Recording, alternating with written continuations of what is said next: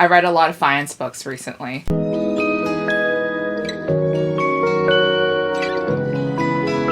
Hi guys, welcome back to the channel. Now for today's video, I'm doing a video that's actually been inspired by a lot of English majors here on booktube. Everywhere I turn on booktube, I see a lot of English majors who are recommending books that they are reading in college classes or books that they really enjoy as English majors. I'm sure that there are a lot of viewers out there who feel that they want to see themselves and their majors and their careers represented in books as well. So I thought I'll kick it off by doing something unconventional, which is talking about books that feature women in finance.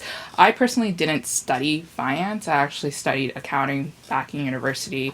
I graduated a couple years ago already. I'm a long way into building my career in finance as well. And I have been inspired by these books because they feature such strong women in finance that really motivate me to do better in life too as well. So to kick off, I have 3 books here that I have read in the past year that I absolutely adored and that I really do enjoy. So a quick warning about these books is that sometimes they do include a lot of terminology and topics that might not be comfortable for you if you're not in finance or if you're not in accounting, if you don't have a business background. But it's okay, because in order for these books to sell on the general market space, they have to dumb down the terminology, and I found that a lot of these topics were explained clearly and made me understand what was happening in the plot. So if you guys are ever worried about picking out books that feature majors that you are not that comfortable with, be rest assured that the editors and the publishers understand that, and they always try to make it in plain English so you understand the plot and the motives that are happening in the book. With that being said, all these books right here in my hand right now, they have pretty low ratings on Goodreads, and I have a feeling that the rating on Goodreads is low because a lot of the people who have been rating the books aren't actually in finance. So there's always like this kind of prejudice that goes into books like this because they don't really understand that a lot of these events actually happen in the workplace on Wall Street. So I love these books. They were all 4 out of 5 stars or 5 out of 5 stars. I definitely would go back and reread these books, and these are the books that I will always remember, and it's always ingrained in my head. So if that's not enough conviction for you to pick up these books, if you're interested in learning more about finance or going into finance, or if you're already in finance already, I don't know what will. So the first book that I want to recommend you to check out is this one called Bond Girl by Erin Duffy. And this one features a female graduate student from a prestigious business school. And she is polishing off her degree, and now she works at this really exclusive, really luxurious investment company. She is in a very male-dominant department where she is a trader. So she is being thrown with a lot of information about the stock market, a lot of information about these products that she has to market out to people who might buy or sell them.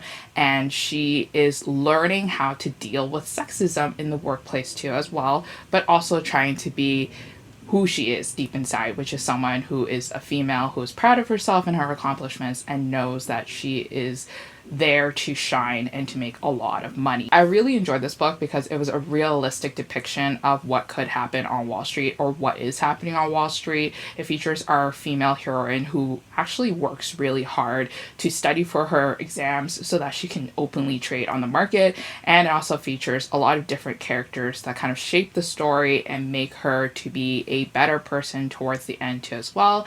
And it's also a story about a female graduate who is learning, you know, the ways of a workplace, how to navigate different personalities, and also to have some character development, grow into a stronger businesswoman in that sense, and to never give up in the sense of hardships when they come about. The books I am recommending to you right now are by authors who actually have worked on Wall Street. So Erin Duffy actually worked on Wall Street. So she spent 10 years plus on fixed income sales on Wall Street. And so that's why it's called Bond Girl, because fixed income is bonds. So it's really cool. I really enjoyed this book. I gave it a 4 out of 5 stars, and it was definitely a fabulous read. So the next book that I did read recently was this one called Breathe In, Cash Out by Madeleine Henry. And this one was featured featured in my bookshelf organization video. I don't know if you guys remembered it, but I was talking about how I really wanted to pick up this book about an investment banker who works these really insane hours in the office, but secretly she actually hates her job and she wants to quit it so that she can open up a yoga studio to become a yoga instructor. They're two different worlds and they're two completely different things, but I thought that this summary, the synopsis sounded so interesting, so I had to pick it up. And at first I was intimidated by it because I didn't really want to read something that was kind of similar to my background and to my work, but I really enjoyed it. Our heroine works these really insane hours as an investment banker. She works from like probably anywhere from like 7 in the morning all the way to 2 in the morning into the office. And if you guys are not from a finance background, that's actually pretty normal for investment bankers, especially when they're working on live deals and when they're working on a lot of materials that companies need to see and that their clients need to see. So we have a very realistic depiction once again of our heroine going through those motions, kind of becoming a zombie in the workplace, working these insane hours but making an insane amount of money. She really wants to work until she finishes her 2 years so that she can get her really big bonus, so that she can use that bonus to put towards opening a studio.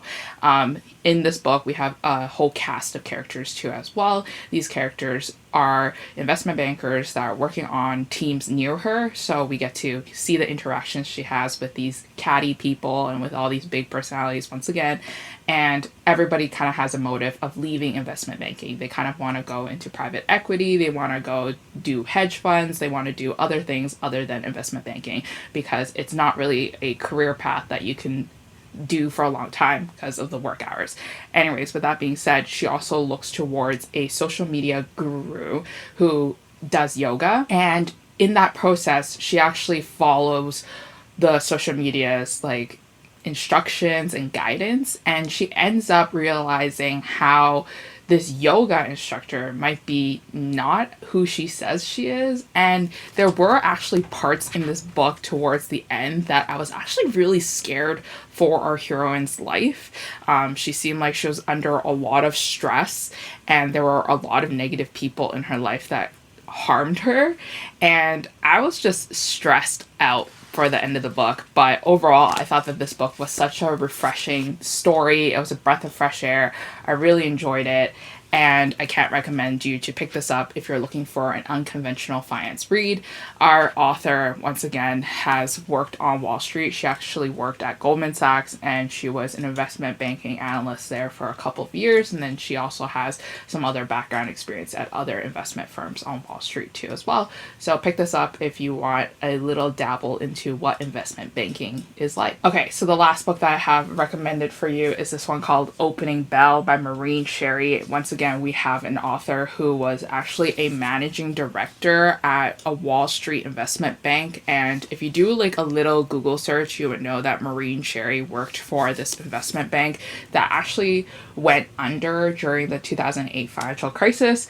But regardless, this book, I didn't know what to expect from this book, except for our heroine is a working mom. She has 3 little babies. She has a husband who doesn't actually work too often, and then she is the primary breadwinner. So she makes a lot of money through her job, which is trading. She's a trader. She buys and sells stocks for her clients, and she makes commission off of it. And she is very impressive because she learns to kind of deal with all the males in the workplace who are acting like hooligans. And there she also bands together with a group of females in the office who are sick and tired of the mistreatment of females in the workplace, especially on Wall Street. So they kind of talk about all the sexist things that are happening, and they want to make plans to change it, to change the behaviors of the investment bank. But then she's somewhat like against it because she just wants her big bonus in the end. She wants her salary upgraded. She wants like to just keep everything moving along like it always had. She just wants to keep moving along and not to make waves in the ocean. Anyways, I really like this book because it had little bits of romance in it. We kind of see some second chance romance in here too as well. We kind of have some raw, realistic sides of what it means to have a marriage that is kind of on that's rocky and that might not work out. And then we also have a really lively description of what actually took place in the 2008 financial crisis and what actually happened that caused the financial crisis. I thought Maureen did a really great job at trying to explain to the readers of what happened, and it's specifically tied to like mortgage-backed securities, what the banks were doing at that time, and what a lot of retail investors were doing, and how people were kind of being scammed into this idea that they could own all these big houses. And I really enjoyed it, and it was just a book that I could not read fast enough. But anyways, that is it for all the recommendations that I do have for women who work in finance. It's really eye-opening for me to visit these fictional worlds where these females are in different positions in finance, from my position in finance, so that I can kind of like get an understanding of what those careers could be like if I choose to go into that career. I don't think I'm going to go into investment banking anytime soon, and I don't think I have what it takes to become a trader, but living in these fantasy fiction worlds is certainly working out for me right now. But hopefully you found this recommendation video insightful and helpful. Maybe you guys will pick up some books too as well that feature the major that you are in or the career that you're working in. I'll see you guys again next time in a new video. Bye.